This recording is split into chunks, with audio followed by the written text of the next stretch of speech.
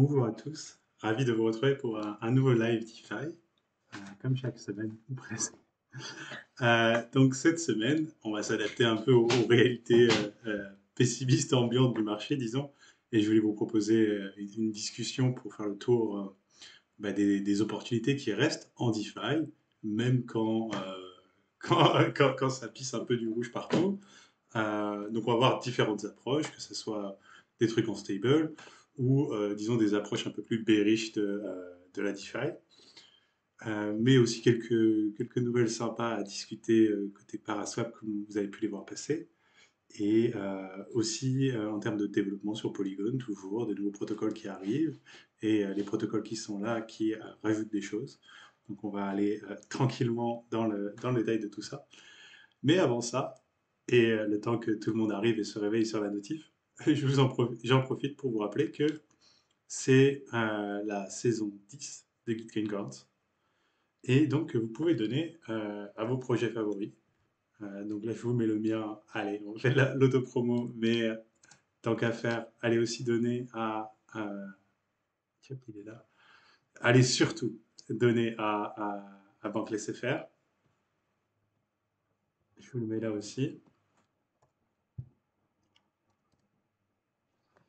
Et donc pour ceux qui ne connaissent pas, Gitcoin, c'est un principe quand même assez sympa qui utilise différents mécanismes, disons, crypto-natifs pour, en gros, à chaque round, il y a une enveloppe de fonds qui vient des sponsors. Je crois que là, c'est 650 000 dollars à ce round-là.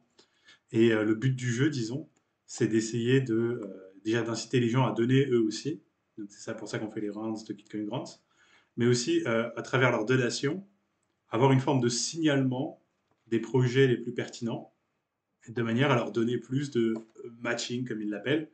Donc vous voyez que c'est aussi une question en fait d'allocation de fonds publics, on pourrait presque dire, si on veut être à un haut niveau, parce que c'est presque la même chose en fait. Et c'est vrai qu'on a un peu peur de parler de choses relatives à Ethereum et à la DeFi en ces termes-là, mais c'est exactement ça en fait. C'est en soi, si vous voulez, pour avoir le truc vraiment au niveau basique, on a une enveloppe de 50 000 pour supporter les projets communautaires. Comment on la dépense au mieux pour supporter les projets communautaires? Question simple, mais en fait, réponse très compliquée. Parce qu'à partir de là, il y a plein d'options, il y a des gens qui vont essayer de tricher pour essayer de simuler de l'intérêt sur leur projet alors qu'il n'y en a pas, et ainsi de suite. Il y a des projets qui ne sont pas vraiment communautaires qui sont là, qu'est-ce qu'on en fait, comment on les traite. Bref, c'est un beau problème au final. C'est simple dans l'intitulé, mais compliqué dans les détails. Et il y a des limites avec Gitcoin, il y a d'autres approches aussi. Mais ça a quand même le mérite de marcher pas trop mal. Bonjour à tout le monde, ça fait plaisir de vous voir passer. J'en ai même qui me suivent dans le TGV, génial, la DeFi partout. Alors ouais, on va essayer de pas être, de pas se semer au marasme ambiant quand même. Surtout qu'il y a des bonnes nouvelles et il y a des choses à faire. Euh, il y a des choses à faire. Pas mal de gens qui sont là pour la première fois aussi. Donc bonjour à vous, bienvenue. N'hésitez pas à aller voir les autres choses qui ont pu être produites sur cette chaîne si vous êtes un peu perdu. Et donc ouais, pour les Gitcoin Grants, je ne vais pas vous saouler, surtout si vous connaissez bien, chaque saison c'est la même chose. Et je vous rappelle aussi qu'il y a, et je vais vous la mettre, il y a une collection. Est-ce que je peux la voir? Euh, Ah bah tiens, elle est là. Top, elle est tout en haut. J'ai fait une collection Donc les collections, c'est des paniers de grains, quoi, des sélections de projets. Euh, et donc au dernier round, j'avais fait une sélection pour, en gros, mettre en lumière les DeFi France du monde, si on veut le faire simplement.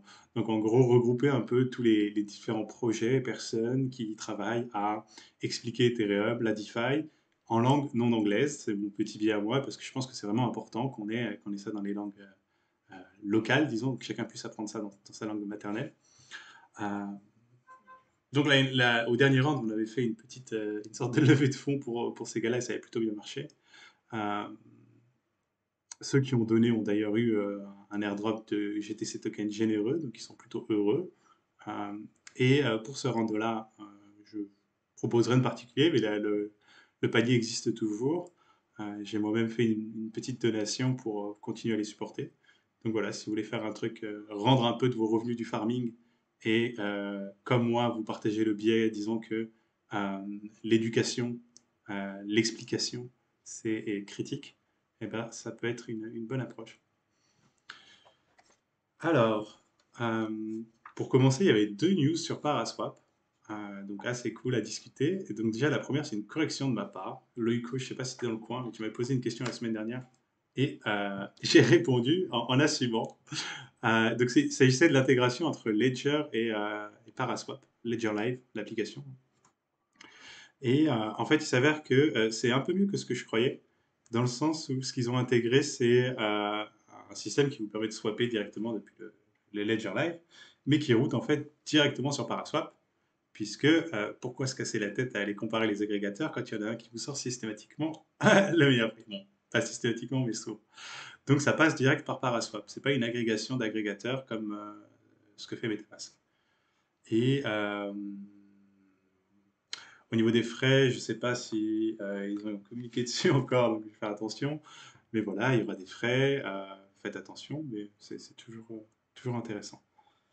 Là où c'est le plus cool, et c'est un truc que j'attendais depuis longtemps, salut naturel au passage, plaisir de voir que tu es là, c'est, alors est-ce que c'est live ça? Parce que j'ai vu le truc passer tout à l'heure.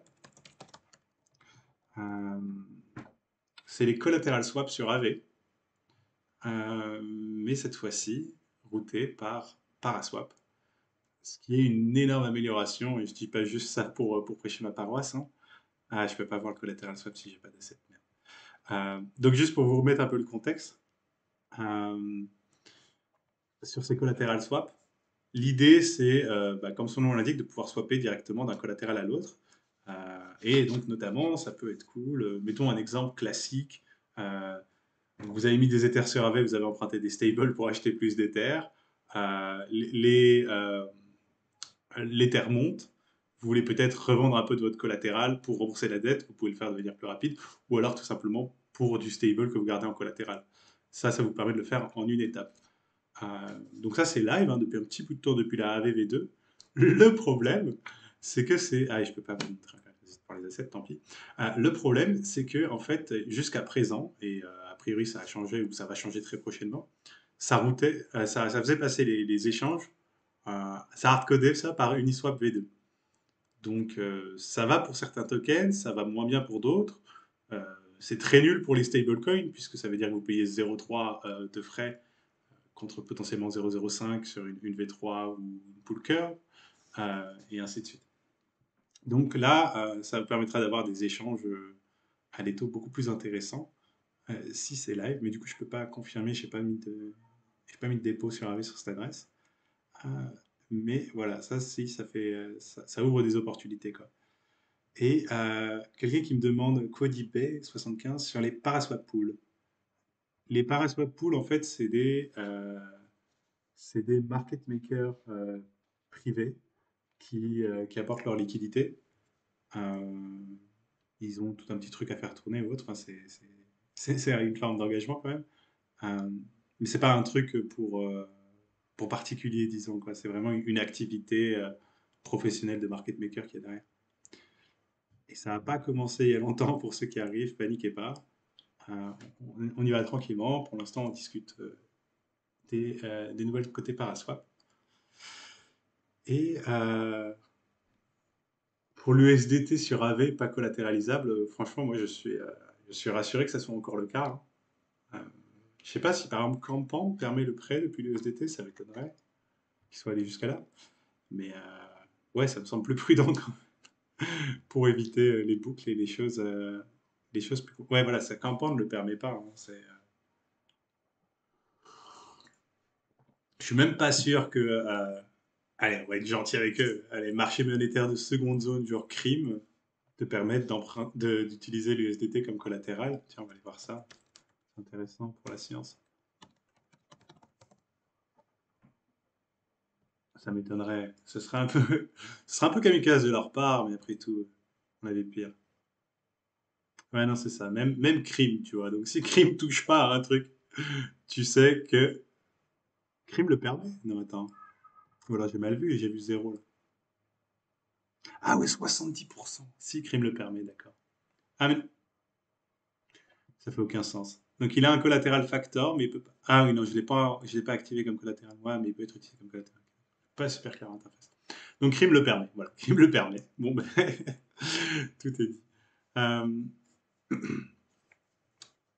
donc je me perds un peu en route. Mais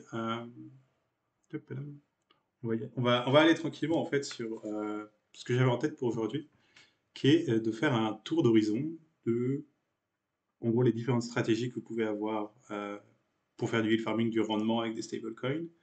Et après, les choses un peu plus, disons, élaborées, toujours dans des stables ou dans des actifs relativement stables ou à vocation stable, on va les appeler comme ça.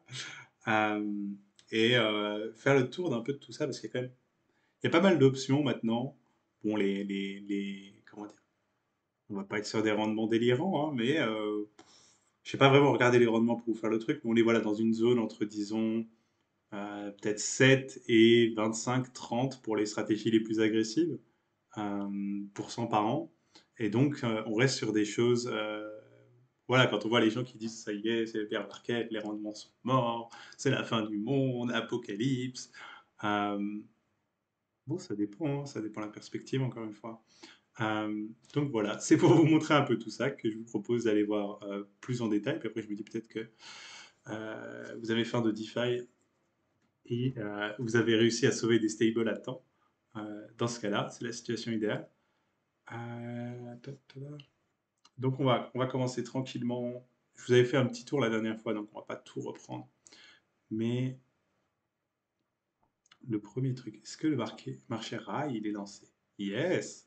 Ça, c'est cool. Donc on va en parler. Euh, donc le premier truc, c'est, bon, maintenant vous les connaissez bien pour faire du rendement sur des stablecoins. On parle de stablecoin, on sait qu'on va aller voir du côté que la maison mère, disons, ça va être Curve probablement, et donc que les services adjacents, c'est-à-dire Convex, tout collé, pas comme ça, Convex et Yearn vont avoir des options intéressantes.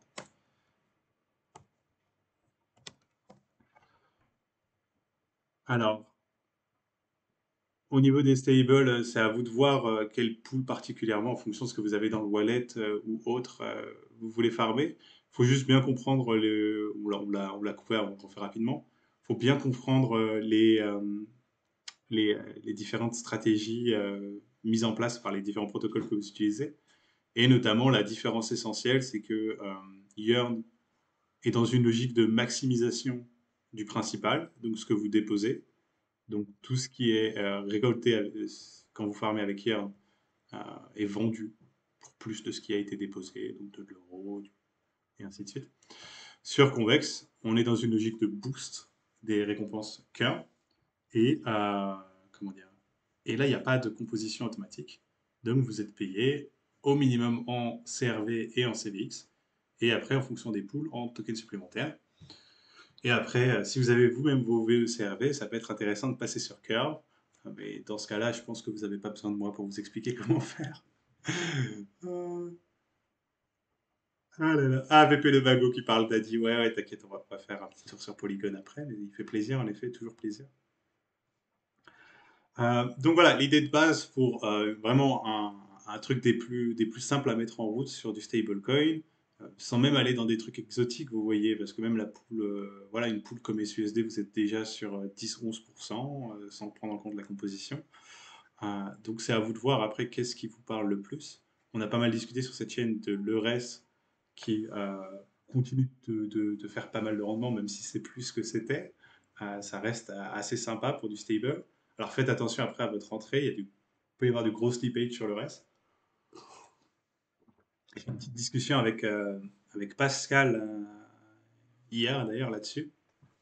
On parlait un peu de ce qui se passe côté JR pour Jarvis et comment ça pourrait aider à ce niveau-là, notamment pour permettre l'on-ramp en euros, sans se faire trop défoncer. Surtout si vous passez par le chemin SR, ça peut être très coûteux en termes de frais sur des frais. Euh, donc voilà, assez hâte de voir ça. Et on va peut-être le recevoir. Je suis en train de voir ça tranquillement avec lui. Mais l'idée, ça serait de le recevoir bientôt pour discuter de tout ça. Parce qu'ils sont en train ils ont l'air plus confiants sur là où ils en sont, disons. Et notamment, il y a même, j'ai bien aimé, allez, je vous mets ça pour vous mettre l'eau à la bouche et après on repart sur la tour des Yield Farm. Euh, donc il y a du JR et il y a quelques autres JCHF, le franc suisse. Il y a quelques autres stables comme ça. Mais en fait, ils ont vraiment créé l'infra pour créer, c'est backé par l'USDC, pour créer du stable sur n'importe quoi. Et du coup, ils veulent un peu montrer ça d'une manière marrante. Et ça a discuté sur le forum, je crois, de faire un J franc, quoi, qui serait en gros euh, par rapport au prix de quoi, à l'époque de la conversion franc-euro, 6 5 et quelques, ce taux-là. Mais pour montrer que, voilà, en gros, en soi, l'infra est là, on peut peg sur n'importe quoi. Et tiens, regardez, on vous fait un même coin sur le franc pour vous montrer que ça marche, quoi. Bon, bien sûr, l'idée, c'est pas que l'usage va se faire sur le même coin sur le franc, mais ça peut aider à faire connaître le projet. Donc voilà, j'ai trouvé ça assez cool. On va voir, je vous tiens au courant de quand ça se passera avec Pascal. Mais en attendant, sur le reste, il reste, sur l'euro, donc il reste le reste et les sœurs. Et ouais, c'est à peu près tout. On avait parlé de Mimo, il y a encore quelques trucs de ce côté-là, mais c'est pas du même calibre, disons. Donc ouais, bien comprendre euh, les différentes approches, et surtout sur les vault stables, la composition automatique de Yarn, ça peut être cool. Euh, Après, dans une perspective d'accumulation euh, de CRV ou de CVX, Convex fait bien sûr beaucoup plus de sens. Donc ça, c'est à vous de voir. Quel est votre, est-ce que vous voulez sécuriser au fur et à mesure ou est-ce que vous êtes plutôt prêt à prendre un pari, disons, avec du CRV, du CVX qui va s'accumuler et en fonction des montants que vous allez mettre sur les différents produits, il faut avoir en tête que voilà, même des sommes sympathiques, ça va pas vous sortir des centaines de CRV et de CVX par jour. Donc, c'est des positions que vous gardez sur plusieurs semaines, euh, et notamment si vous êtes sur Convex, c'est pas le genre de truc où vous allez pouvoir en étant efficace, claim vos CVX CRV tous les jours et les restaker ou faire je sais pas quoi avec. Faut être conscient de ça. Euh,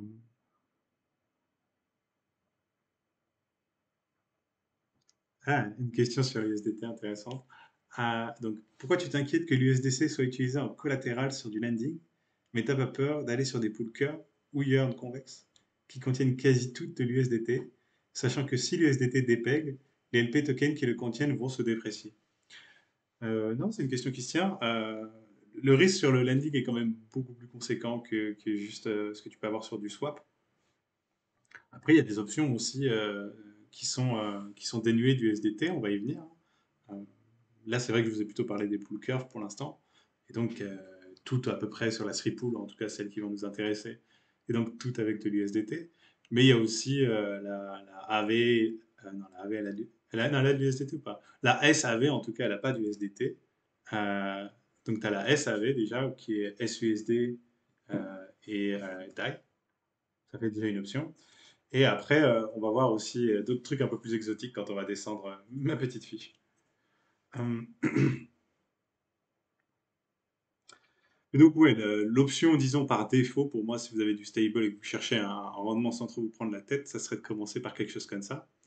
Après, on peut aller un peu plus loin et on peut aller dans une logique aussi de justement éviter différents risques par rapport à que ce soit les risques sur les autres stablecoins, les risques d'ego ou les risques de PEG, comme on en parlait dans le chat. Et c'est pour ça qu'à ce niveau-là, bon, même si le rendement est abyssal pour l'instant, un truc comme le Vol Try sur Yarn, ça peut être intéressant. Ou alors, et c'est ce que je voulais aller voir, en gros, une position en rail pour se séparer un peu de ce risque-là. Mais est-ce qu'ils ont mis... Ah non, c'est trop sad. Ou alors c'est juste ajouté maintenant, mais c'est pas... D'accord, donc le rail est sur AV, mais il n'est pas encore utilisable en collatéral. Donc, je me disais qu'à terme, ça pourrait être une option aussi pour faire une sorte de bague un peu stable, désindexée du reste, que vous utilisez comme collatéral pour emprunter. Euh, mais donc c'est pas encore le cas, à voir qu'est-ce que ça va donner. Mais ça me semble pas délirant. Quoique il y a eu un peu de controverse déjà sur le vote d'Ali Futura et sur mais ça me semble pas délirant que à terme ce soit dispo.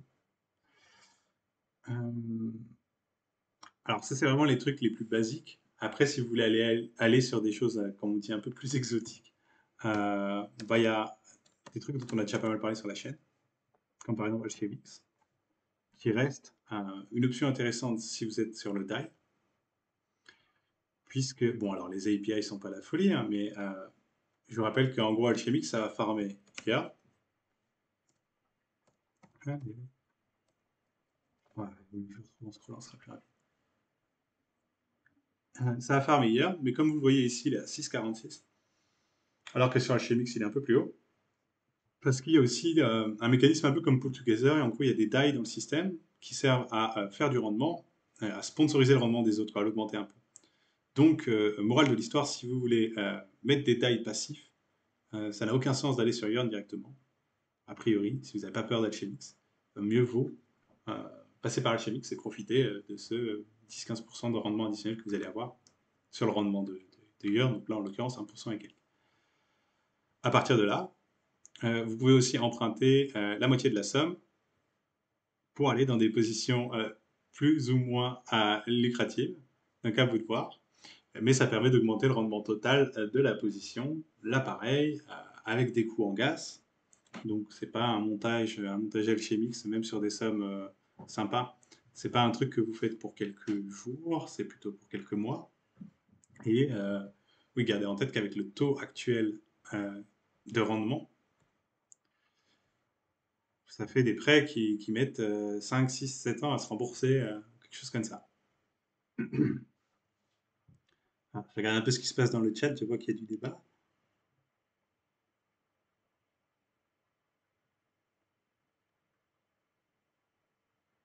Ah, j'aime bien l'esprit Pépé le Mago, en effet, pour l'infréquentable qui avait quelques je sais pas, inquiétudes, disons, sur le PEC de l'USDT.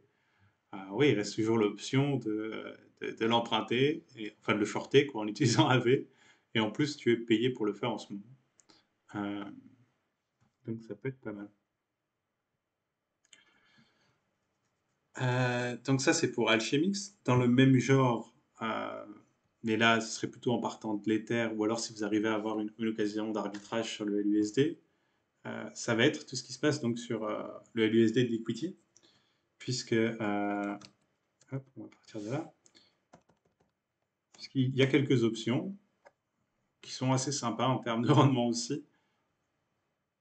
Il y a donc la fameuse, je vous en ai déjà parlé, mais, et celle-là, c'est une option que je vais vraiment stresser pour les plus inquiets, disons, parce que celle-là, c'est un double pari encore très mal compris. C'est-à-dire que la Stability Pool Liquidity, donc vous stakez des LUSD, il y a un rendement en liquidity, ok. Mais là où c'est intéressant, c'est que il y a aussi un rendement qui vient en gros des frais de liquidation. Et ça veut dire que un rendement en Ether. Donc, euh, ça peut être une position intéressante les jours où le marché est vraiment fragile, disons. Il y a eu une séquence il n'y a pas si longtemps, où il y a eu pas mal de liquidations. Et comment dire, mais les gens qui avaient staké dans la Stability Pool LUSD, je vous en avais parlé à l'époque, avaient acheté, alors maintenant c'est plus le bottom hélas, mais ça l'était pendant un bout de temps, avaient acheté un peu le bottom local d'il y a des dernières semaines, qui était dans les 1900 ou un truc comme ça, quand ça avait flash crash, parce qu'il y a eu plein de liquidations et leur LUSD avait servi à sauver les trophs, et, euh, et du coup, avec la rémunération qui correspond. Donc ça c'est une option sympa.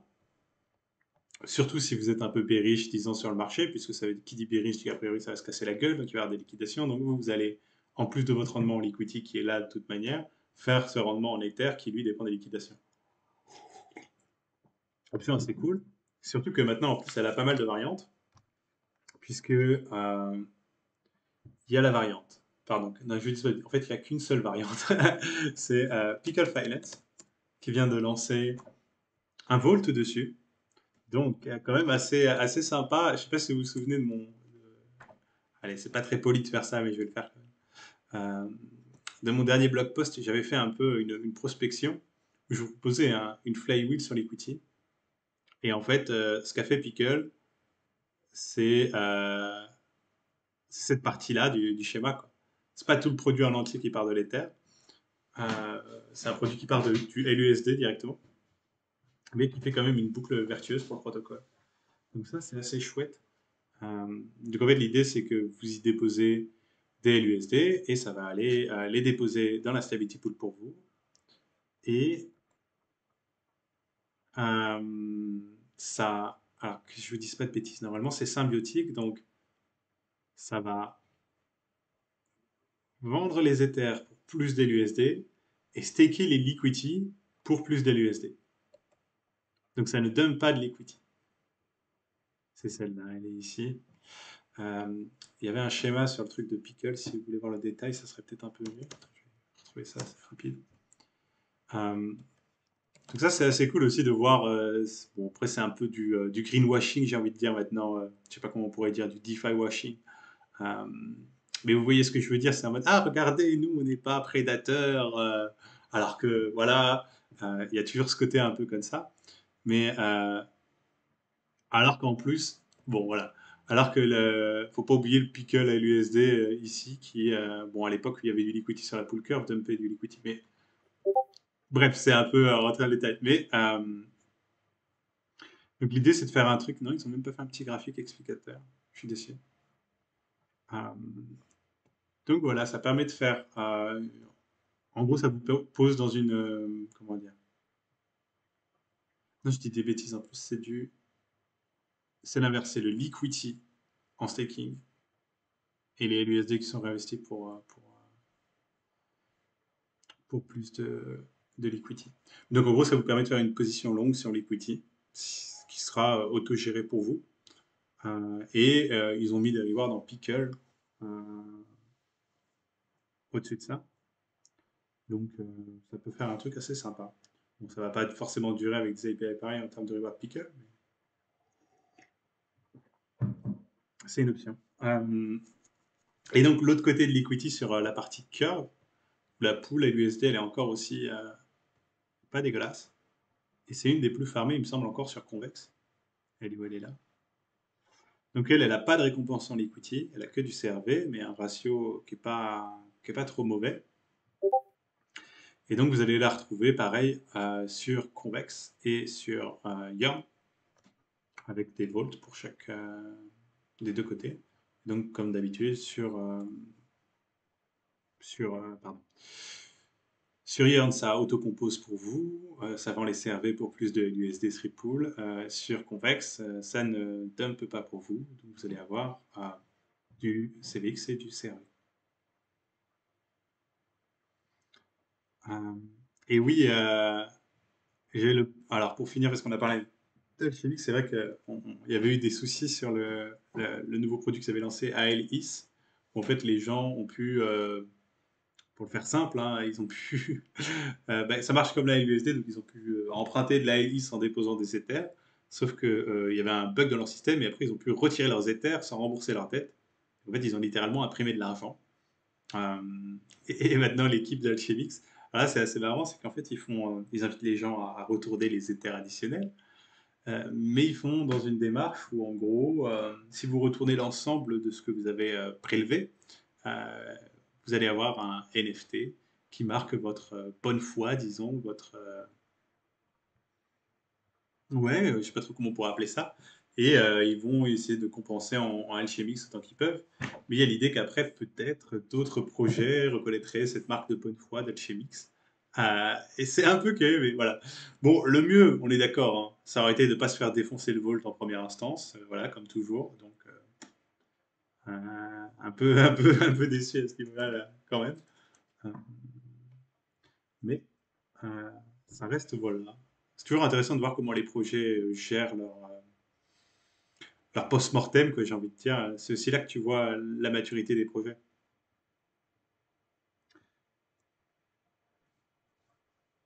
Alors, donc ouais, Joséphine Picard. On avait parlé la semaine dernière de Ribbon Finance, euh, qui pour le coup, ouais, c'est marrant parce qu'on s'inquiétait un peu de qu'est-ce qui se passe si East décolle. Bon, comme ça n'a pas trop décollé les terres, ça se passe plutôt bien sur Ribbon pour l'instant. Alors j'avais déposé la semaine dernière, moi, donc je peux pas vous faire un. Si, voilà. Bon, après, voilà, c'est 0,21% sur une semaine, mais bon, ça reste un peu un petit échantillon pour vous faire un rapport détaillé de ce qui se passe. Mais ça reste des trucs assez intéressants si vous êtes dans une perspective où vous pensez que, en gros, euh, ça sent pas très bon sur le marché, que ça va range, ça va descendre. Ça peut être un truc qui n'est pas en stable, du coup, à part pour la partie USDC. Euh, ouais. Donc, à vous de voir. Alors, un autre truc qui peut être que j'ai regardé, disons, mais que je n'ai pas, moi personnellement, je ne veux pas explorer plus loin, mais ça peut avoir le coup de l'avoir en tête. Ça va être en fait toutes les opportunités de rendement euh, interstable, j'ai envie de dire. C'est-à-dire en gros, euh, ouais, ça fait moi mon essence, ça fait plaisir de voir que vous êtes là. C'est le petit nounours dans le titre. Ben, merci à tous, hein. Euh, donc ouais, c'est toutes les opportunités qui vont en gros croiser deux types d'actifs stables, mais qui sont pas stables sur la même chose. Et alors, du coup, on revient. Enfin, déjà, rien n'est stable, vous savez, on va pas refaire la chanson. Mais après, on revient dans des risques d'impermanent loss, bien sûr. Et après, il s'agit aussi d'une question basique de est-ce que ça vaut le coup. Donc, le premier truc que j'avais en tête là-dessus, c'était l'euro S USDC, l'échange en gros entre l'euro et le dollar. Merci, gros PJ, pour le Prime. Euh, et donc ça, je vous en avais déjà parlé, il me semble, il y a plusieurs semaines. On avait regardé un peu ce qui se passait sur la pool Uniswap, est-ce qu'il y avait des choses à faire à ce niveau-là. Mais à l'époque, c'était pas forcément pertinent, parce que, pas plusieurs choses, mais notamment les limitations d'Uniswap V2 et ainsi de suite. Maintenant, sur la V3, la situation a un peu changé, à plusieurs niveaux. Euh, Déjà parce qu'on peut faire des pools à 0,05 de frais, alors que c'était 0,30 par défaut sur V2. Et ça, bien sûr, pour les stablecoins, ça aide énormément. Et puis, en plus, parce que la concentration de la liquidité, bah, ça aide beaucoup sur les paires stables. Et donc, le cumul des deux fait qu'il y a des choses assez sympas. Euh, le problème étant que, en fait, sur cette paire, en l'occurrence sur Uniswap, sur la partie, sur la paire Uniswap V3 USDC ERS, comme vous pouvez le voir, le volume est toujours pas énorme par rapport il n'y a pas encore beaucoup de demandes, tout simplement. Et le volume est toujours pas énorme par rapport à la liquidité dispo, même si ça a aidé un peu la concentration. Et donc les frais, c'est rien de bien foufou. Euh, un farmer légendaire de DeFi France qui a regardé ça de plus près, le bon vieux Nolan, me retournait quelque chose dans les 6-8% par an dans ses estimations. Donc a priori quelque chose qui vaut pas le coup de prendre le risque d'IL, j'ai envie de dire, oui, c'est de l'IL, entre l'euro et l'USD. Sachant qu'en plus, le reste, il a quand même tendance à prendre des libertés sur son PEG. Il y a beaucoup de, enfin, pas des libertés sur son PEG, pardon, il y a beaucoup de demandes. C'est dur d'acheter de l'EURES au prix d'un euro effectif, quoi. Et ouais, bien sûr, hein, comme c'est bon de le rappeler, infréquentable.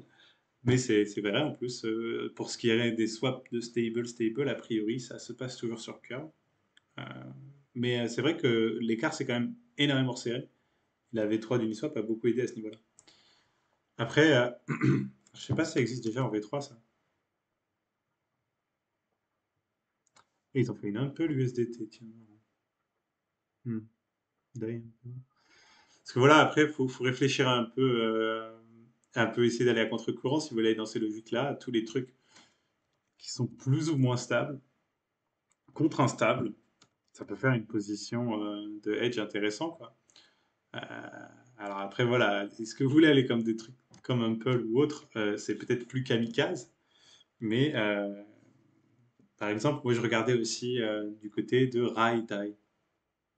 Après tout, vous êtes sur un truc, Rai c'est assez stable, Dai c'est du Dai. Euh, Il n'y a pas énormément de risques à ce niveau-là aussi. Si le rendement LP est pas dégueulasse et qu'en plus de ça, il me semble qu'il y a moyen de gagner un peu de Félix pour ce que ça vaut. Euh, Est-ce qu'il y a encore, il n'y a pas encore Rai? Si Rai die. Ah, on est pas mal. Vous voyez déjà par exemple là, on est sur un ratio volume TV déjà plus intéressant, presque 100%. Oh, et là encore plus sur l'USDC. Donc voilà, peut-être qu'il y a des choses à faire à ce niveau-là, qui sait. Prix très très concentré en plus, c'est intéressant, ça me paraît logique en même temps. Mais donc voilà, il y a plein d'options. Il ne faut pas hésiter à être créatif côté stable. Je pense qu'il y a des choses à faire. C'était pour vous montrer un peu les pistes de base.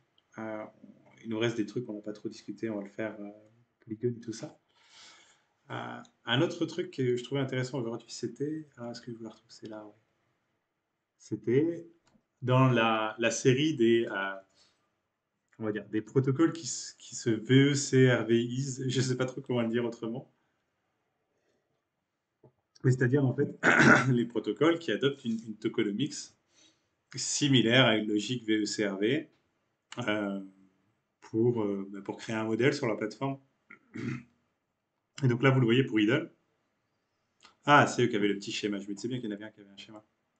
Euh, pour Idle, où on va rentrer dans une logique de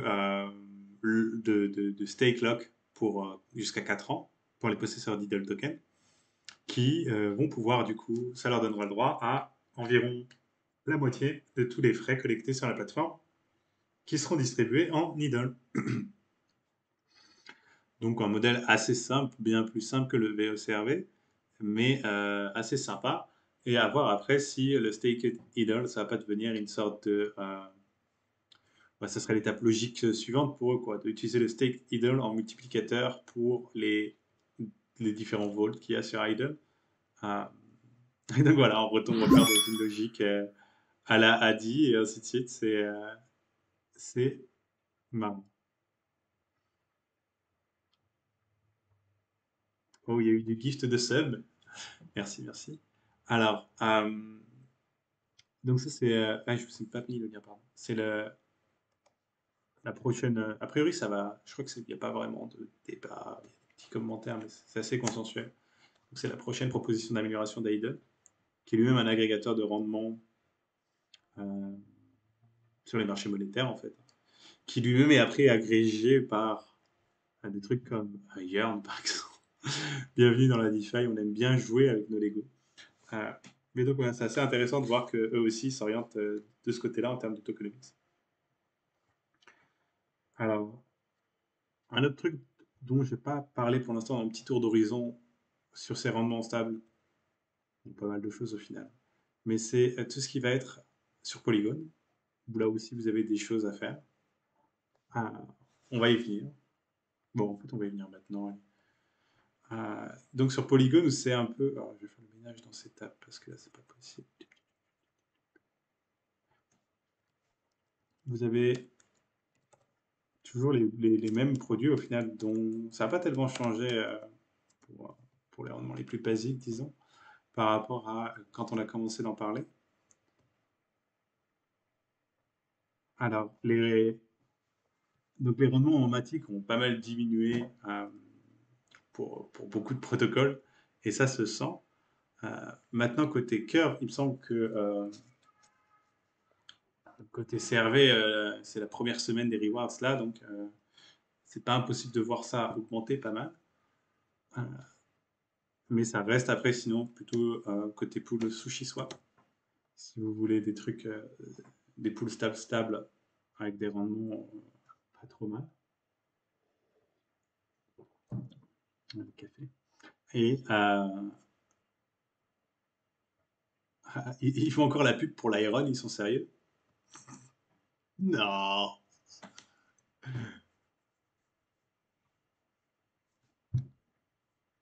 Ah ben oui.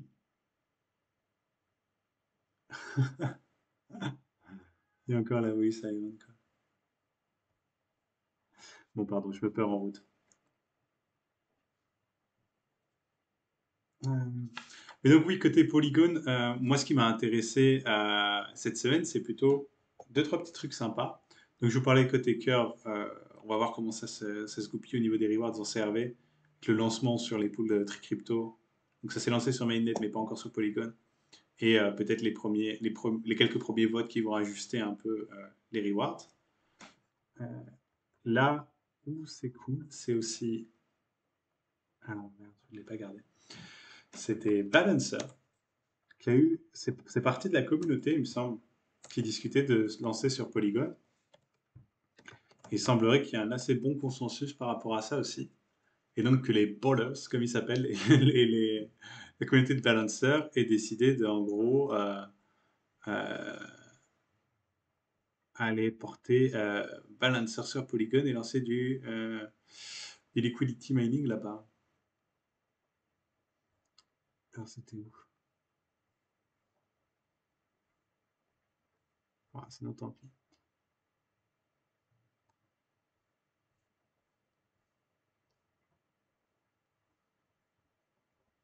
Ah, j'arrive pas à retrouver ça.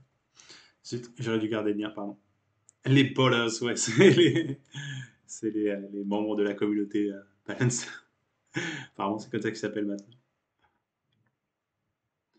Euh, Mais donc, ouais, si Balancer se rajoute au jeu sur Polygon, ça peut être assez intéressant. À voir après s'ils vont ramener le modèle du BAL token aussi tel quel sur Polygon. A priori, oui, c'était ça que j'avais vu dans la discussion, parce qu'il y avait déjà, c'était déjà assez structuré en termes d'organiser quels sont les tokens, disons, plus prioritaires, ceux qui n'ont pas de cap, qui ont des caps, et ainsi de suite, pour arriver à quelque chose de cohérent, comme ils essaient de faire sur Balancer. Euh, donc, à voir si ça se développe à ce niveau-là. Ça pourrait faire des options en plus. Et sinon, bon, ça fait longtemps que j'en avais pas parlé, parce que j'avais moyennement aimé quand il s'était fait hacker sur le truc d'AV, là. Mais Fury Combo est aussi dispo sur Polygon, pour ceux qui ne le savaient pas. Allez.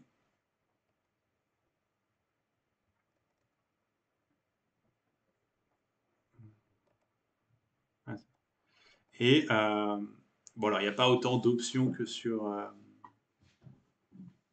Mainnet, évidemment, mais ça vous permet de faire des choses assez sympas, et notamment un truc moi, que j'avais bien aimé tout à l'heure, c'est sur le Fury Combo Mainnet. Il me semble qu'ils ont rajouté des blocs de migration. En gros, ils ont rajouté la bridge, quoi. C'est ça. Donc maintenant, en fait, vous pouvez, par exemple, en une FAT-TX, en faire bridger 3 ou 4 tokens d'un coup, d'Ether à Polygon. Je sais pas s'il y a dans l'autre sens. Mais je trouvais ça assez sympa, dans l'idée d'avoir un truc comme ça. Après, c'est à voir. Et ensuite, un autre truc que j'ai pu passer, mais c'est du test, qui permettait lui de faire du cross roll-up swap, quoi. Et en 2 minutes, passer de l'Ether de l'USDC d'un layer à l'autre. Ça aussi, c'était assez cool. Euh, Désolé, je n'ai pas gardé le lien. C'est dommage. Mais de toute façon, c'est Connex, je sais plus c'est lequel. Hop, il y en a plusieurs. Mais de toute façon, c'est des choses qui vont arriver progressivement, quoi.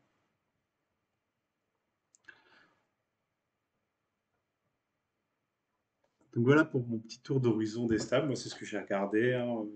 Mais au final, oui, si vous voulez avoir des choses prudentes, ça reste à peu près les mêmes choses dont je vous parle depuis quelques semaines maintenant. Je pense que nous, fermiers européens, on n'est jamais trop prudent d'avoir un petit bac d'euros qui travaille bien. Surtout que généralement, ils travaillent bien les euros.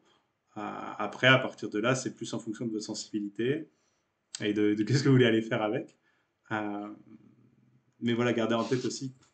Moi, je pense que c'est important d'avoir en tête l'objet d'utilisation. Ça fait un peu le banquier. Quel est votre plan d'épargne? C'est un peu chiant comme question vu comme ça, mais pour le mettre plus simplement, c'est-à-dire, si tu épargnes pour un projet, c'est bien de prendre en compte le projet en question. Et si en l'occurrence le projet c'est de vivre de cette épargne, alors se rajoute la question additionnelle de, ok, donc je vais dépenser telle monnaie tant tous les mois. et du coup avoir le farming nativement quelque chose qui est équivalent, plus ou moins équivalent à sa monnaie, ça a de l'intérêt à ce niveau-là. Donc, fermier européen, assurez-vous de farmer un peu en euros. Euh, il y aura de quoi faire bientôt. Euh, Parce que c'est vrai que c'est pas simple, mine de rien, de se procurer de l'EUR ou du SR à des prix efficaces, disons, euh, la plupart du temps. Donc, on parlait tout à l'heure de JR pour faire de l'on-ramp d'euros plus efficace. Et est-ce qu'il y a de l'euro sur Polygon? Non, je ne crois pas, pas à ma connaissance. Hmm. On espère que ça va finir par arriver.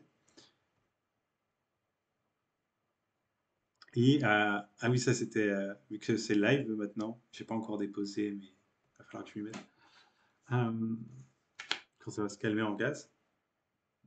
C'est donc on avait parlé de Proof of Humanity sur cette chaîne, sur cette chaîne, pardon. Euh, Vous vous souvenez le token UBI avec tout le mécanisme de vérification d'humanité derrière. C'était très à la mode avant. Les gens se sont un peu calmés depuis, notamment parce que aussi ça s'est beaucoup calmé sur le token, on va le dire comme ça, puisqu'ils ont un peu un problème. Euh, Moi j'aime bien suivre ce projet en termes de, bon, parce que c'est un beau projet, hein, je le suivrais même s'il n'y avait pas forcément d'enjeu tokenomics derrière, quoi. Mais parce que c'est vraiment une expérience humaine en termes de, donc juste pour être sûr que tout le monde soit à peu près à jour, hein. En gros, comment vous obtenez des UBI? Si vous êtes enregistré validé en tant qu'humain sur le registre, vous en gagnez 24 par jour. Fin de l'histoire. Après, il y a un programme de liquidity mining avec différents pools et ainsi de suite. Mais ils ont un problème qui est en gros le supply tend vers l'infini et plus il y a de gens qui accumulent les UBI tous les jours, donc a priori, plus il y a de gens qui vont avoir la possibilité de le vendre. Et donc ils ont vraiment un enjeu de réussir à créer un modèle soutenable pour ça, parce que bon, après si ça tend vers des miettes de miettes de miettes de miettes de cents, ça va intéresser moins de gens. Il n'y a pas forcément besoin que ce soit au dollar, c'est pas un stablecoin le truc. Mais voilà, gardez en tête que les gens en ont 24 par jour. On appelle ça un universal basic income. Donc a priori, si ça pouvait valoir un demi-dollar, ça commence à faire un UBI sympa. En dessous, voilà quoi. Un demi-dollar, les gens prennent 360 $ par mois, donc c'est pas non plus un revenu qui couvre toutes leurs dépenses, mais c'est déjà quelque chose qui a du sens dans leur vie, quoi. Et donc pour contribuer à ça, et c'est là aussi où la DeFi est assez cool, c'est que, comment il s'appelle? On va le créditer quand même, c'est Santi, donc, qui a bossé sur un vault un peu spécial, qui utilise l'infra de Yearn, mais qui est un vault humanitaire, comme il l'appelle. Donc l'idée, c'est d'aller farmer la pool de liquidité UBI qui a un programme d'incitation en UBI. Et, en fait, l'idée, c'est que 50% des intérêts, donc des UBI qui sont récoltés, sont brûlés.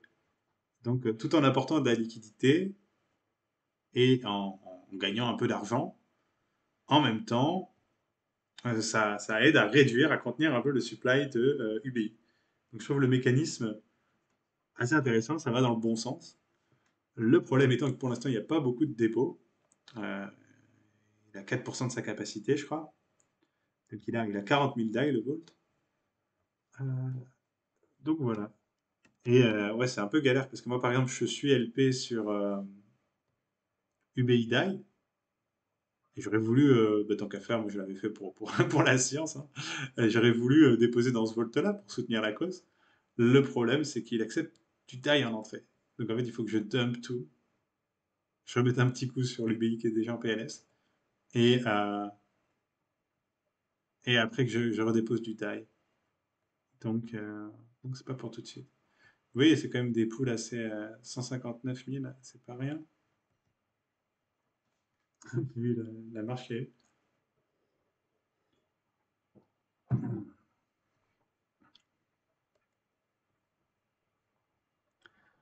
Donc voilà, moi je suis. Ça m'intéresse de voir si ce qu'ils vont réussir à faire tenir ça, s'ils arrivent à faire tenir le token sur le long terme, à avoir vraiment des mécanismes et des choses à faire avec. Euh, Là, on a quelque chose d'assez intéressant. Mais je pense qu'en effet, ça nécessite des syncs à UBI, comme on dit, quoi, un peu comme dans les jeux, si vous voulez. C'est un peu le problème. La DeFi, c'est un MMO, faut jamais oublier. Donc là, on a un MMO où tu butes les monstres et ils te donnent des pièces d'or. Ok. Le problème, c'est que les monstres sont faciles à buter. Il y a de plus en plus de gens qui butent les monstres et donc de plus en plus de pièces d'or qui sont gagnées. Et en soi, il n'y a pas grand-chose à faire avec les pièces d'or, donc les gens les bazardent, quoi. C'est un peu ce qui se passe avec UBI à l'heure d'aujourd'hui.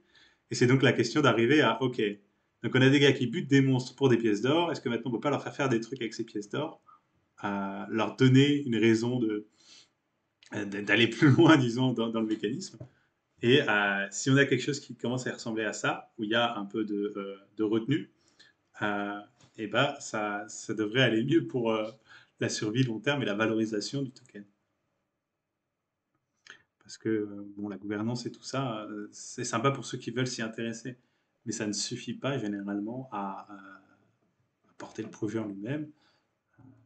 D'autres tokens qui montrent bien que la gouvernance en elle-même, ça ne va pas vous amener bien loin. Ah.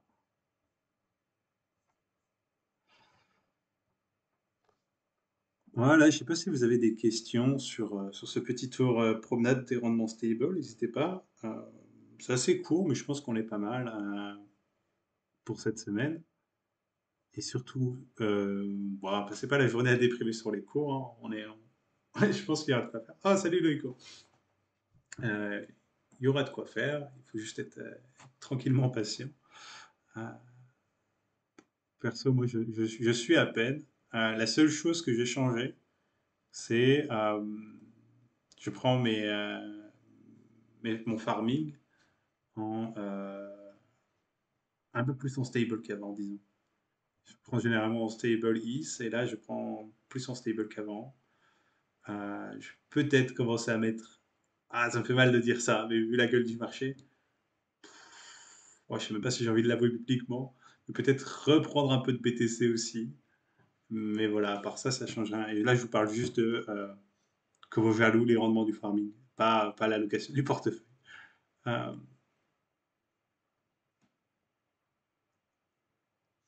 et ouais, ouais, ça choque des gens. Après, on parle pas de grand-chose, hein, peut-être 10-15% du farming.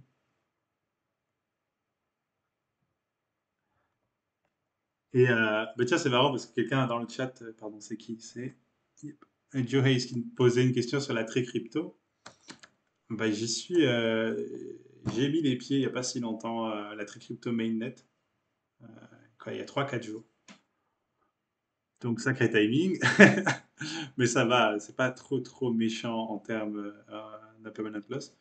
Donc à voir ce que ça donne dans la durée, mais même là, hein, les rendements sont pas foufou, c'est pas mal, c'est pas foufou. Faut voir ce que ça va donner sur le long terme. Et je l'ai fait justement par vertu de renforcer un peu la position BTC, quoi. C'est-à-dire, je suis rentré avec de l'Ether et du stable, et l'idée d'avoir un truc un peu hybride des trois, comme une forme d'edge qui me fait un petit rendement, et je verrai dans quelques mois, années où ça en est, quoi.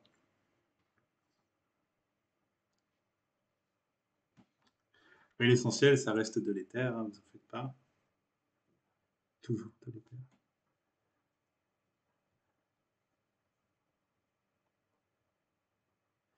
Euh, non, c'est à peu près tout pour aujourd'hui, en vrai. Alors, je regarde si vous avez des questions. Et sur Polygon, est-ce qu'il y a des options?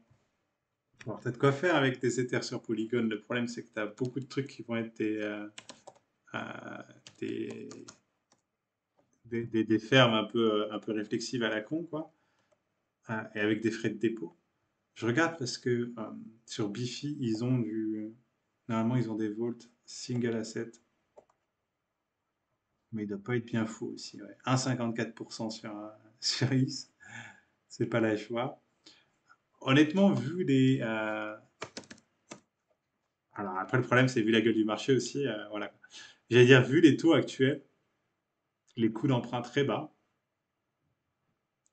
je dirais ça vaut peut-être plus le coup Ah oui, on va parler d'Adaman, pardon. On en parle à chaque fois, j'ai l'impression, mais on peut faire un petit temps. Donc, Monsieur Nice Token, vu vu les coûts d'emprunt, si t'as pas trop froid aux yeux, que tu l'as déjà fait ou que tu veux apprendre, en étant prudent sur ton ratio, je te dirais que ça vaut probablement peut-être plus le coup de poser tes Ethers sur AV, emprunter des stablecoins, et après, voilà, aller les mettre dans les pools QuickSwap, Sushi ou autres dont on a parlé, que d'aller chercher du rendement directement sur l'Ether. Comme tu as pu le voir, c'est pas la joie, quoi, parce que le rendement directement, pardon, là je suis sur AVV2, mais c'est la même chose sur Polygon quasiment.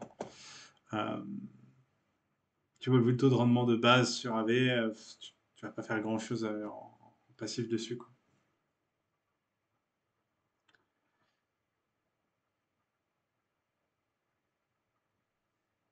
Et alors, allez, pour finir sur Adamant, notre petit chouchou qui nous sauve de ce, dans ce bear market, ou pas, confirmé ou pas. Euh, donc moi, ce qui m'a bien rassuré, c'est que on a encaissé le choc de l'exode de Iron, et qu'au final, la TVL a pas trop pris un coup dans la gueule. Alors bien sûr, le monthly profits to stakers, il a grandement diminué par rapport à ce que vous avez pu voir il y a quelques semaines. Euh, mais c'est normal, hein, c'est normal. Encore une fois, gardez en tête que pendant un moment donné, en gros, vous aviez, je sais pas, on va faire un schéma simple, mais vous aviez 250 millions de TVL, dont une bonne partie, peut-être 50 millions, était en train de farmer du Vrabmatic Titan, truc qui payait 6 ou 7% par jour. Donc vous imaginez bien le profit monthly qui était le fee là-dessus. En gros, c'était en train de se farmer sur des trucs très agressifs, mais qui payaient réellement, quoi. Après, bien sûr, il y a eu tout le problème qu'il y a pu y avoir sur Titan. Et, euh, et ouais, au total, si tu comptes les Iron, USDC et les autres, il y avait plus de 100 millions qui farmaient Titan, quoi. Et tous farmaient à 1, 2, 3%, des trucs comme ça. Des taux pas possible. Donc ça contribuait à faire enfler les profits. Ça a été très sympathique pour les stakers d'Adi. À un moment donné, on était presque au double de l'API en Matic, hein. On faisait le double sur les deux, hein. À un moment donné, on était quasiment à 1500, 1600 en ADI et peut-être 800 sur les Matic. Donc c'était assez excessif. Euh, donc voilà. Après, ce qui est assez cool, c'est de voir que le prix de l'ADI, bon, en gros, il s'est fait cancel son mouvement haussier, là, avec ce qui se passe sur ETH et Bitcoin. Mais il tient pas trop mal pour l'instant.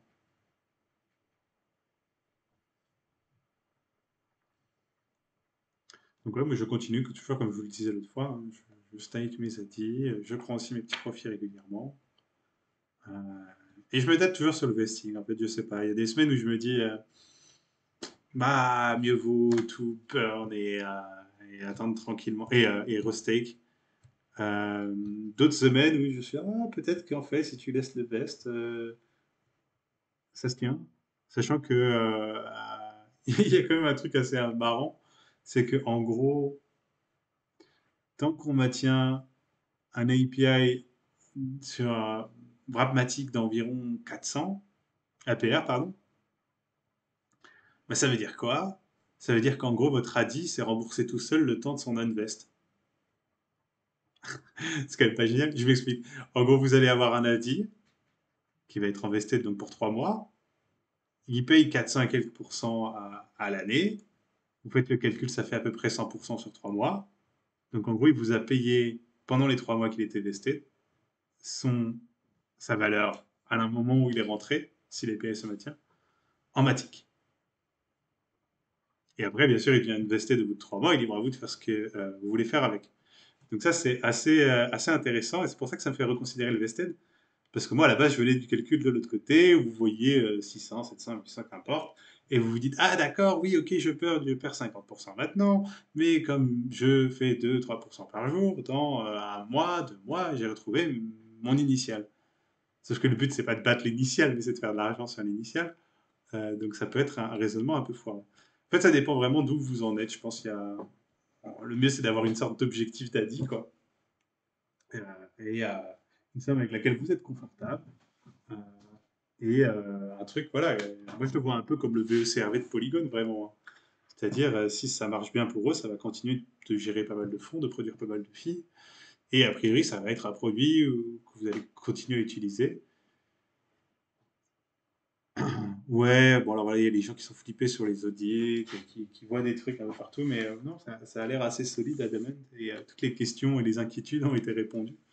Euh, donc voilà. Après, tout n'est pas... voilà, ça reste de la DeFi, hein. Mettez pas votre maison dans un seul truc.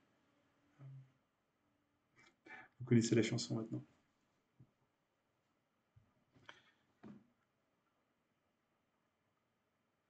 Et oui, il y a toute la question, c'est vrai, un peu comme Curve, où les gens ont peur avaient peur de voir, bon, ont peur de voir ce que ça va donner en août, là, après la première année.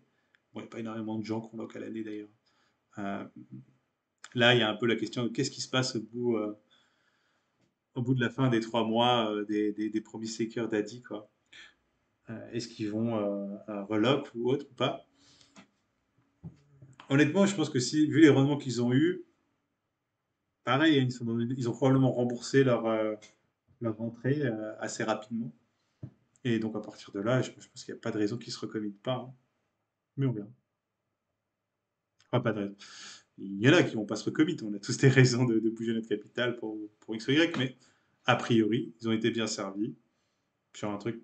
Si la tendance est maintenue, pourquoi ils ne repartiraient pas pour un tour?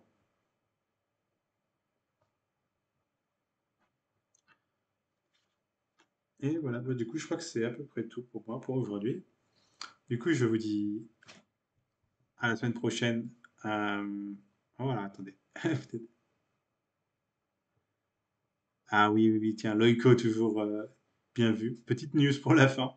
C'est vrai que j'avais vu passer celui-là. Donc, il y a Aladdin qui airdrop euh, son token. Je sais pas ce que ça fait, je sais pas à quoi ça sert, me demandez pas. Mais ils font un truc marrant, c'est qu'ils airdrop les gens qui sont fait rect sur différents trucs. Et Force DAO, il y en a d'autres. Donc en gros, si vous avez déjà pris des petites claques DeFi dans la tronche, allez voir, il y a peut-être un petit cadeau en Aladdin pour ce que ça vaut qui vous attend. Merci pour le rappel, Loco. Et du coup, bonne soirée à tous, bonne semaine. Ne déprimez pas, ne laissez pas le pire prendre le dessus sur vous. Je pense sur les fondamentaux, rien n'a changé, hein. Ça reste ça nous rappelle à quel point tout ça c'est essentiellement de la psychologie. Et, euh, et ouais, tiens, c'est génial que la force soit avec vous, comme dit AX3X. Et on se retrouve la semaine prochaine, du coup. À bientôt.